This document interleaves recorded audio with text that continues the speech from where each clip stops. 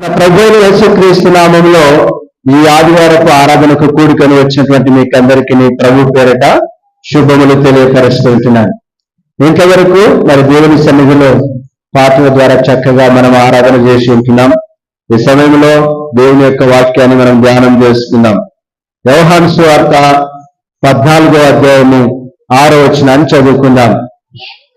యేసు నేనే మార్గమును సత్యమును జీవమును, నా ద్వారానే తప్ప ఎవడును తండ్రి యొద్దకు రాడు అంటుంది. ప్రభువైన యేసుక్రీస్తు వారు మాట్లాడుతున్నటువంటి మాట ఏమిటంటే, నేనే మార్గమును, నేనే జీవమును, నేనే సత్యమును. తండ్రి దగ్గరికి ఎవరైనా రావాలి అనంటే, పరలోకం ఎవరైనా చేరాలంటే, ఆ నిత్య మహిమలో ప్రవేశించాలంటే మార్గాన్ని నేనై ఉన్నాను, సత్యాన్ని నేనై ఉన్నాను, ఆ యొక్క మార్గం గుండా వెళ్ళిన వారికి జీవాన్ని ఇచ్చేవాడిని నేనై ఉన్నానని చెప్పి ఆయన సూటిగా తేటగా ఈ మాటలు మనకు తెలియపరుస్తుంటున్నాడు. దేవుని నామానికి మహిమ కలుగును గాక. భూలోకంలో ఎన్నో మార్గాలు ఉన్నాయి. ఒక ప్రాంతం నుండి మరొక ప్రాంతానికి వెళ్ళడానికి, ఒక దేశం నుండి మరొక దేశానికి వెళ్ళడానికి ఎన్నెన్నో మార్గాలు ఉన్నాయి. మొదటిది వాయు మార్గము, జల మార్గము, రోడ్డు మార్గము, రైలు మార్గము. ఇట్లా కొన్ని రకాలైనటువంటివి మరి మార్గాలు మనుషులు ఒక ప్రదేశం నుండి మరొక ప్రదేశానికి వెళ్ళడానికి మరి లోకంలో ఉన్నాయి. దేవుని నామానికి మహిమ కలుగును గాక. అయితే ఈ మార్గాల గురించి అందరికీ కూడా తెలుసు. అయితే పరిశుద్ధ గ్రంథమైన బైబిల్ మరి మనకు కొన్ని మార్గాలను కూడా తెలియపరుస్తా ఉంది. మనకు తెలియని కొన్ని మార్గాల గురించి తెలియపరుస్తా ఉంది. ఇవి నిజంగా మార్గాలా అని అనుకుంటాం మనం, కానీ అవి కూడా కొన్ని మార్గాలే. ఏమిటి ఆ మార్గాలంటే, మొదటి మార్గము దుష్టుల మార్గము, రెండో మార్గం ఏమిటంటే వేశ్యల మార్గము, మూడోది వచ్చేసి రాజ్య మార్గము, తర్వాత నాలుగోది వచ్చేసి దేవుని మార్గము. ఇంకా చాలా రకాలైన మరి మార్గాలు ఉన్నాయి, కానీ ఇప్పటికీ కొన్ని మాత్రమే మనం తెలుసుకుందాం. అయితే ఈ 4 యొక్క మార్గాలు అవి ఒక్కొక్క మార్గంలో వెళితే మనం ఎక్కడికి వెళ్తామో అనేటువంటిది జ్ఞాపకం చేస్తుంటున్నాను. చాలా సార్లు మనం వెళుతున్న మార్గం కరెక్ట్ అనుకుంటాం, కానీ తప్పిపోతా ఉంటాం. మరి గడిచేటువంటి దినాల్లో ఫ్యాక్టరీ మండలానికి సువార్తకి వెళ్ళాం. సువార్తకి వెళ్ళినప్పుడు అది రాత్రికాల సమయంలో దాదాపుగా 9 గంటల సమయం. మేము వెళుతున్నటువంటి ప్రదేశానికి వెళ్ళాలంటే ఒక అడవిలో వెళ్ళాలి. అది ఎత్తైనటువంటి కొండలు, లోయలు కలిగినటువంటి ప్రదేశం. ఆ ప్రదేశానికి వెళ్ళడానికి ముందుగా కొన్ని అడవి మృగాలు ఉండే స్థలాలను దాటుకొని వెళ్ళాలి. అయితే ఆ మార్గం గుండా మేము వెళుతున్నప్పుడు ఆ మార్గంలో తప్పిపోయి మరలా వెనక్కి వచ్చి మరలా కొంతమందిని అడిగి ఫోన్ ద్వారా కాంటాక్ట్ చేసి సరైన మార్గంలో వెళ్ళాం. ఎందుకంటే ఈ మార్గాలు మనం అనుకుంటాము ఇది చిన్నగా నేను వెళ్ళే ప్రదేశానికే వెళుతుంది, నేను అనుకున్న స్థలానికే వెళుతుంది అనుకుంటాం. కానీ ఆ మార్గాలు ఏమిటిది అని మనము గుర్తుపట్టి తెలుసుకొని ఆ మార్గాలలో గనక మనము నడిస్తే, జీవిస్తే తండ్రి దగ్గరికి వెళ్ళగలుగుతాము. దేవుని నామానికి మహిమ కలుగును గాక. సామెతలు 14వ అధ్యాయము 12వ వచనం చదువుకుందాం. ఒకని ఎదుట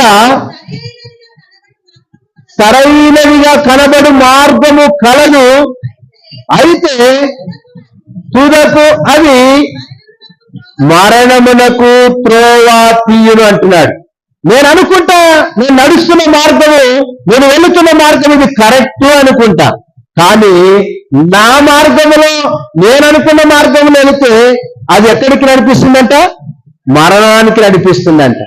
చాలా సార్లు చాలా మంది అనుకుంటారు నేను నడిచే మార్గము, నేను వెళ్ళే బాట, నేను ఆలోచన చేసే ఆలోచనలు చాలా చక్కగా ఉన్నాయి, ఇవే కరెక్ట్ అనుకుంటాడు. మూర్ఖుడు అలాగా అనుకునేది. పరిశుద్ధ గ్రంథం ఏమంటుందంటే, నువ్వు వెళ్తున్న ప్రతి మార్గము కూడా నిన్ను క్షేమంగా తండ్రి దగ్గరికి నడిపించలేదు అని చెప్తా ఉంది. సామెతలు 16వ అధ్యాయం 25వ వచనం చదువుకుందాం. ఒకని మార్గము వాని దృష్టికి యథార్థముగా కనపడుతుంది, అయినను తుదకు అది మరణమునకు చేరును అంటున్నాడు. వాని మార్గం వానికి యథార్థంగా కనపడుతూ ఉంటది. కొన్నిసార్లు కొంతమంది అంటూ ఉంటారు, నేను నడుస్తున్నది చాలా చక్కనిది, లేకుంటే నేను చేస్తున్న పని చాలా చక్కనిది, ఇలాంటి పని ఎవరు కూడా చేయలేరు అంటాడు. ఒకసారి వెనక్కి తిరిగి చూసుకుంటే తన లోపాలు ఏంటో, తన త్రోవ ఎలాంటిదో అర్థమవుతూ ఉంటది. ఈ యొక్క సంగతి తెలియనటువంటి వాళ్ళు చాలా సార్లు ఏమవుతుంటారంటే, నేను చేసే మార్గం, నేను వెళుతున్న మార్గం, నేను కనుగొన్న మార్గం అది సత్యమని, అది సమాధానకరమైనదని, అది నన్ను మరి నెమ్మది స్థలానికి నడిపిస్తుంది అనుకుంటాడు. కానీ పరిశుద్ధ గ్రంథం ఏం సెలవిస్తుందంటే, ఒకని ఎదుట సరైన మార్గము అనేది కనబడుతుంది, కానీ తుదకు వారిని ఎక్కడికి నడిపిస్తుందంట? అది మరణానికి నడిపిస్తుందంట. ఇర్మియా 6:16 యెహోవా ఇలాగు సెలవిచ్చుచున్నాడు, మార్గములలో నిలిచి చూడుడి, పురాతన మార్గములను గూర్చి విచారించుడి, మేలు కలుగు మార్గము ఏది అని అడిగి అందులో నడుచుకొనుడి. దేవుడి నామానికి మహిమ కలుగును గాక. మన మార్గాలు చాలా ఉంటాయి, మన పురాతన మార్గాలు చాలా ఉంటాయి. ఆ మార్గాల గుండా మనం వెళితే క్షేమము కాదు గనక మార్గములో నిలబడండి అంటున్నాడు. అందుకనే మనము వెళుతున్నప్పుడు మార్గంలో నిలబడి ఈ మార్గం ఎట్టవుతుంది అని అడిగితే కొంతమంది చెప్తారు, చూసిన వాళ్ళు, అదే ఈ మార్గము ఫలానా గ్రామానికి వెళ్తుంది అంటారు. ఎందుకొరకంటే మనము మార్గములో నిలిచి ఇది క్షేమమా, ఈ దారి గుండా మేము వెళ్ళవచ్చా అని చెప్పి అడగాలి అంటున్నాడు. అందుకనే మన పూర్వీకులు నడిచినటువంటి మార్గాలు చాలా ఉన్నాయి. ఆ మార్గాలు ఏమిటంటే, వారు దేవునికి దూరమైనటువంటి మార్గాలు, లేదా వారు దేవుని ఆరాధించినటువంటి మార్గాలు, లేదా వారు సత్యాన్ని కనుగొనలేక మరి అరణ్యంలో రాలిపోయినటువంటి మార్గాలు, ఇలాంటి మార్గాలు లోకంలో ఉన్నాయి కనుక మీరు కూడా అలాంటి మార్గంలో వెళుతారేమో. కాబట్టి మీరు ఏం చేయాలంటాడు? మార్గంలో నిలబడి ఆలోచన చేసి ఆ మార్గం సరైనదో, అది ఎక్కడికి నడిపిస్తుందో, దాని అంతమేమిటి దాన్ని కనుగొని ఆ మార్గంలో నడవండి అంటున్నాడు. దేవుడి నామానికి మహిమ కలుగును గాక. మాట్లాడుకున్నట్టుగా ఈ దినమున ఒక మార్గం గురించి మీకు పరిచయం చేస్తాను. ఒకవేళ నువ్వు ఆ మార్గం గురించి వెళుతా ఉంటే నువ్వు దిశను మార్చుకోవాల్సిందిగా ప్రభు నిన్ను ప్రేరేపిస్తూ వాక్యం ద్వారా మాట్లాడుతూ ఉంటున్నాడు. మొదటి యొక్క మార్గము మరి దుష్టుల మార్గము. ఏమది? దుష్టుల మార్గము. కీర్తనలు 1 కీర్తన 1 వచనాన్ని చదువుకుందాం. దుష్టుల ఆలోచన చొప్పున నడవక, పాపుల మార్గమున నిలవక, అపహాస్తకులు కూర్చుండు చోట కూర్చుండక, యెహోవా ధర్మశాస్త్రమందు ఆనందించుచు దివారాత్రములో ధ్యానించు వారు. కాబట్టి దుష్టుల మార్గం ఉన్నది, ఆ మార్గంలో నువ్వు గనక ఉంటే, ఆ మార్గంలో గనక కూర్చుంటా ఉంటే, ఆ మార్గంలో గనక నిలబడతా ఉంటే నువ్వేం చేయాలి? ఇప్పుడు దుష్టుల మార్గము నుండి మరలు కొల్పబడాలి. నీ దిశను కుడికి గాని ఎడమకు గాని తిప్పుకోవాలన్న సంగతిని ఆయన జ్ఞాపకం చేస్తుంటున్నాడు. కనుక మనము చాలా సార్లు ప్రయాణం చేస్తున్నప్పుడు ఒకవేళ మనము కుడికి తిరగవలసి ఉంటే ఏం చేస్తామంటే, మరి ఆ వాహనం యొక్క లైటును కుడివైపు ఉన్నది వేసి మనము కుడివైపు తిరుగుతూ ఉంటాం, లేదా చెయ్యిని చూపించి కుడివైపు తిరుగుతూ ఉంటాం. కనుక దుష్టుల మార్గంలో కనుక మనం ఉంటే ఈ సమయంలో మనము కుడికి తిరగాలో ఎడమకు తిరగాలో ఒక దిశా నిర్దేశాన్ని దేవుని వాక్యము మనకు చూపెడతా ఉంది. దేవుని నామానికి మహిమ కలుగును గాక. సామెతలు 1వ అధ్యాయము 10వ వచనం నుండి 16వ వచనం వరకు ధ్యానం చేసుకుందాం. నా కుమారుడా, పాపులు నిన్ను ప్రేరేపించగా ఒప్పకుము, మాతో కూడా రమ్ము, మనము ప్రాణము తీయుటకై పొంచి ఉన్నము, నిర్దోషమైనటువంటి ఒకరిని పట్టుకొనుటకై దారి వద్ద కాచుకొండమంటున్నాడు. ఇది ఏ మార్గం అంట? దుష్టుల మార్గము. ఈ దుష్టుల మార్గంలోనంట వాళ్ళు ఇతరుల యొక్క ప్రాణాలు చేయడానికి పొంచి ఉంటున్నారంట, దోచుకొనుటకు పొంచి ఉంటున్నారంట. పాపులైనటువంటి వాళ్ళు ఈ విధంగా పొంచుతున్నారు, దోచుకుంటున్నారు. వాళ్ళు దారుల్లో కాచుకొని ఉంటున్నారు గనక వాళ్ళ దగ్గరికి నీవు వెళ్ళకుము అంటున్నాడు. దేవుడి నామానికి మహిమ కలుగును గాక. సమాధిలోకి ఒక మనిషిని దింపినట్లుగా వారు పూర్ణ బలముతో ఆరోగ్యంగా ఉన్నప్పుడే వాళ్ళని మనం ఏం చేద్దాము? సమాధిలోకి వాళ్ళని దింపినట్లుగా వాళ్ళని జీవముతో ఉన్నప్పుడే మనం మింగివేయదము. అంటే వారిని మనము హత్య చేద్దాము, వారిని మరి లేకుండా చేద్దాము, వారి యొక్క స్థితిగతులను మార్చుదాము రండి అని చెప్పి వారు మాట్లాడుకుంటున్నారంట. పాతాళం ఒక మనిషిని మింగివేసినట్లుగా, ఒక కొండ శిల ఒక మనిషిని, మేకని, జంతువుని మింగివేసినట్లుగా వాళ్ళని మనం మింగివేద్దామని అంటున్నాడు. ఎంత భయంకరమైనటువంటి మార్గమో ఈ మార్గం. ఇలాంటి మార్గం గుండా నడుస్తున్నటువంటి వారలారా, ఈ మార్గము మీకు తృప్తిని కలిగిస్తుంది అనుకుంటున్నారేమో. ఈ మార్గంలో దోపుడు సొమ్ము మీరు తీసుకొని ఇతరులను కొట్టి గాయపరిస్తే అది మీకు సంతోషం అని అనుకుంటున్నారేమో. కానీ ఈ మార్గం మిమ్మల్ని ఎక్కడికి నడిపిస్తుందంట? మరణమునకు నడిపిస్తుంది.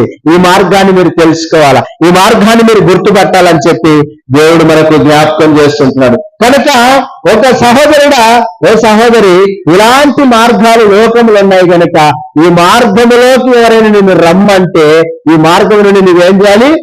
వెనకకు తిరగాలి అంటున్నాడు. ఇంకా కింది వచనం 10వ వచనం,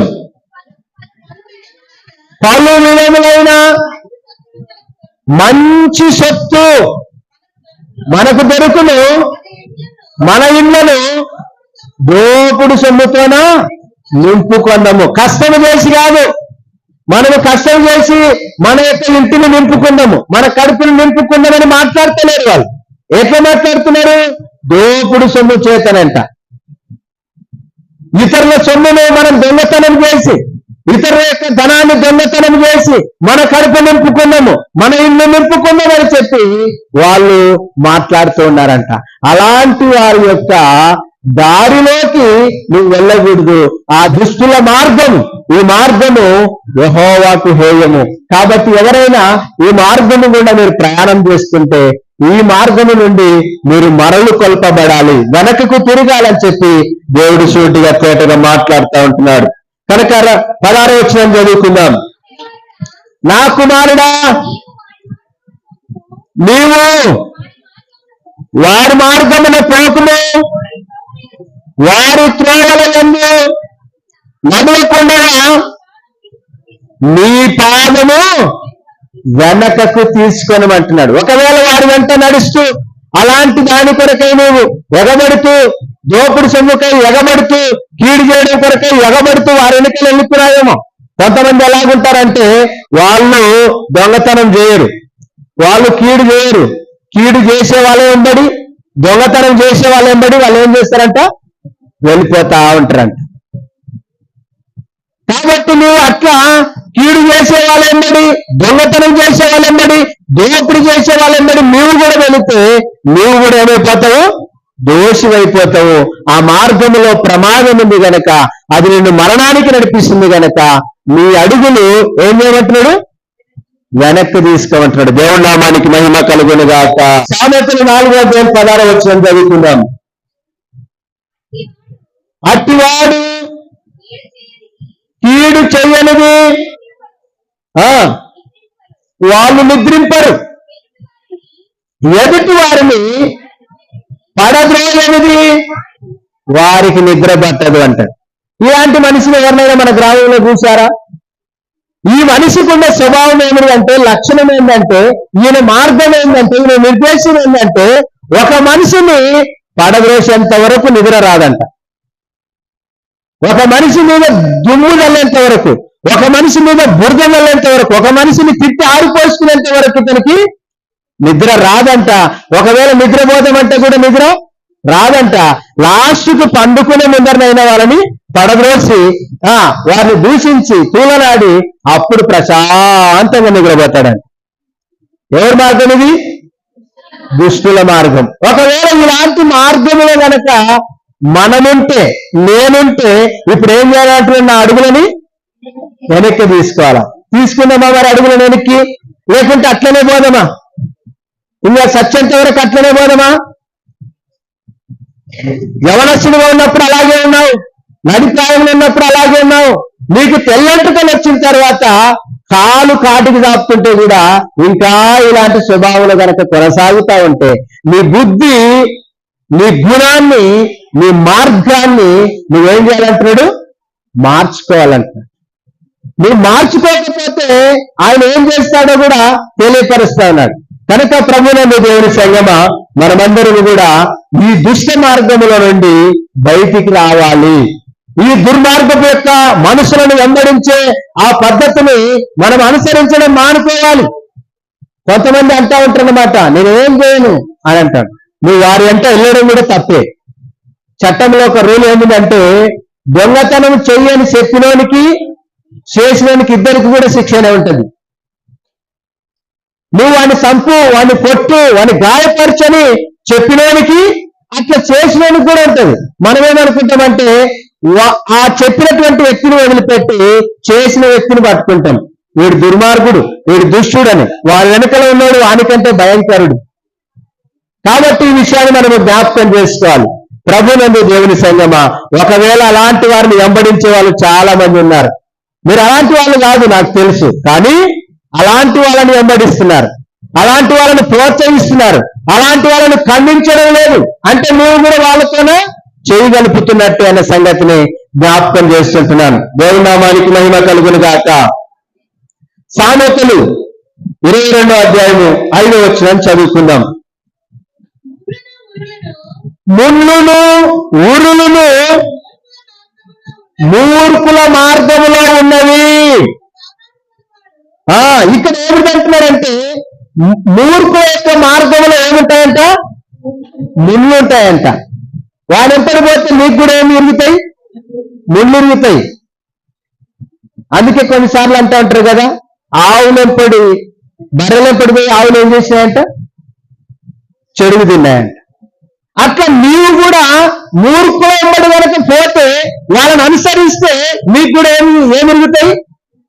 ముళ్ళిరుగుతాయి. వాళ్ళ మార్గం అంతా కూడా ముళ్ళ మార్గమే, కరుకు మార్గమే, అంత కోప మార్గమే, దుష్ట మార్గమే. కనుక ఆ మార్గంలో నువ్వు వెళ్ళకూడదని చెప్పి దేవుడు జ్ఞాపకం చేస్తాడు. ఆ మార్గంలో నువ్వు వెళితే ముళ్ళు నిన్ను పుచ్చుతాయి, ముళ్ళు నిన్ను చీలిస్తాయి, ముళ్ళు నిన్ను గాయపరుస్తాయి, ముళ్ళు నిన్ను శ్రమల పాలు చేస్తాయనే సంగతిని జ్ఞాపకం చేస్తుంటున్నాను. కనుక ఈ సమయంలో ఈ విషయాన్ని మనమందరం కూడా జ్ఞాపకం చేసుకొని ప్రభు సన్నిధిలో ముందుకు కొనసాగాం.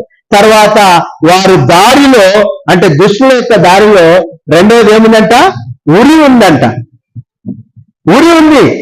అది ఆ ఉరి ఉందన్న సంగతి మంచి వారికి తెలియదు. వారికి తెలియదు కనుక ఏమైపోతారంటే ఆ ఉరిలో వీళ్ళు కూడా చిక్కుకుంటారు. ఈ విషయాన్ని నేను ఒకటి జ్ఞాపకం చేస్తాను. హైదరాబాద్ పట్టణంలో మరి ఒక దొంగల మూట ఏం చేసేదంటే, వాళ్ళు ఒక 4-5 మంది మంచి పెద్ద పట్టు వస్త్రాలు కట్టుకొని ఒక ఆటోలో ఒక బంగారు షాప్కి వెళ్ళే వాళ్ళంట. జరిగినటువంటి విషయమే. వాడు బంగారు షాప్కి వెళ్ళి ఆ బంగారు షాప్ లో అందరూ కూడా వెళ్ళి మంచి మంచి పట్టు చీరలు కట్టుకున్నారు కనుక వీళ్ళంతా కూడా పెద్ద ఎంప్లాయీస్, గొప్పవారు అనుకొని షాప్ వాళ్ళందరూ కూడా వాళ్ళు ఏమడిగితే చూపిస్తా ఉంటారంట. ఆయన అడుగుతాడంటే ఈ డిజైన్ బాగుంది, అది చూపెట్టమని.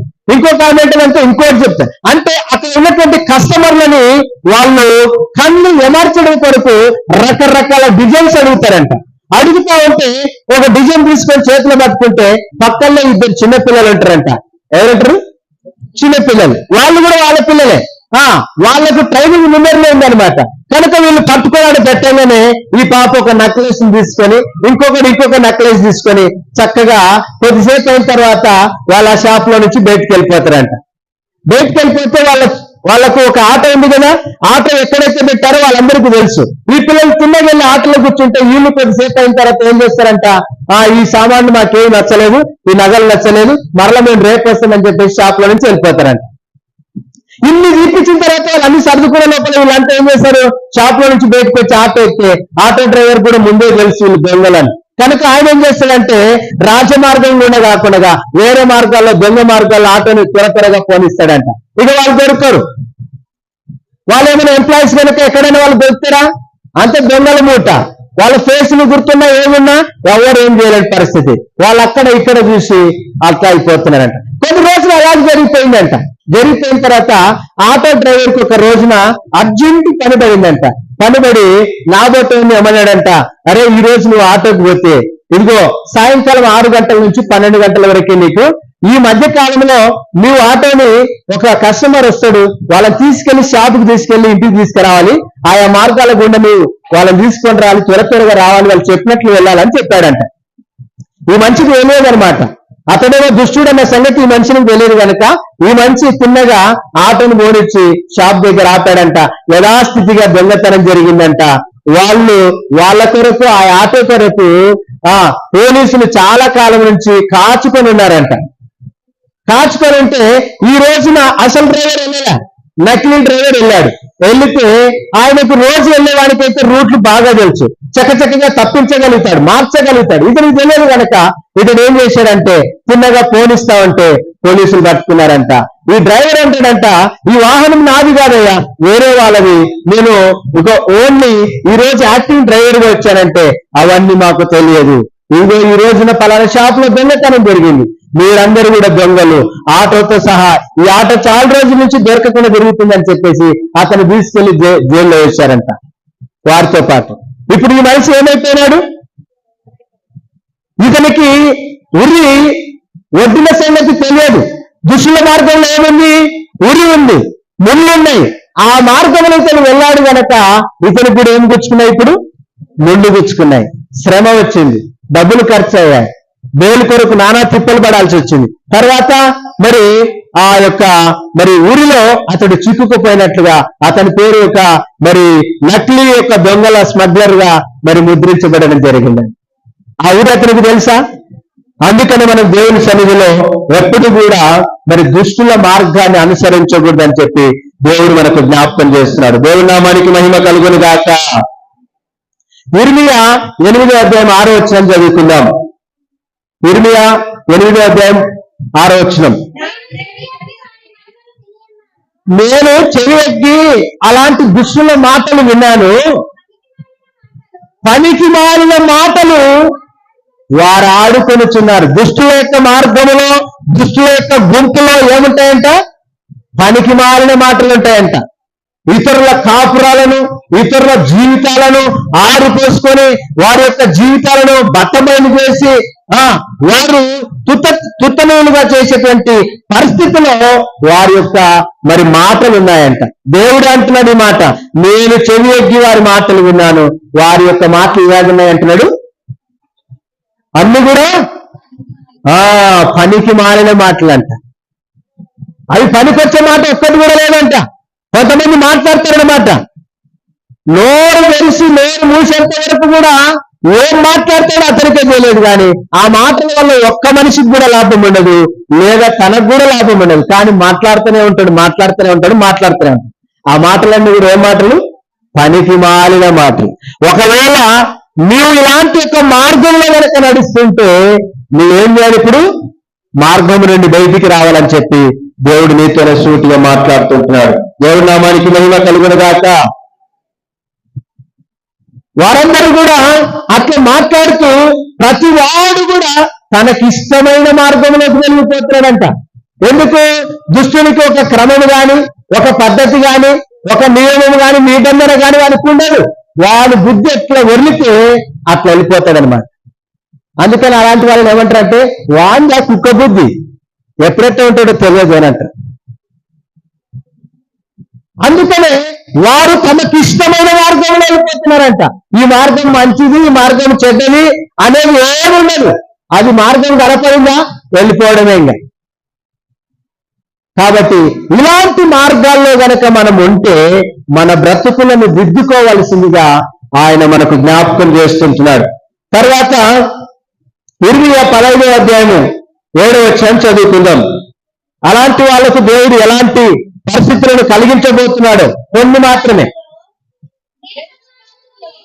దేశ ద్వారములలో నేను వారిని చేతతో తూర్పారబట్టుతున్నాను. దేశ ద్వారముల దగ్గర, ఊర గవిని దగ్గర, లేదా 10 మంది కూర్చున్నటువంటి స్థలాల దగ్గర నేను వాళ్ళని ఏం చేస్తానంటున్నాడు? చేట తీసుకుంటాడంట. తెలుసు కదా అందరికీ చేట, బియ్యం జరిగే చేట, చాటన.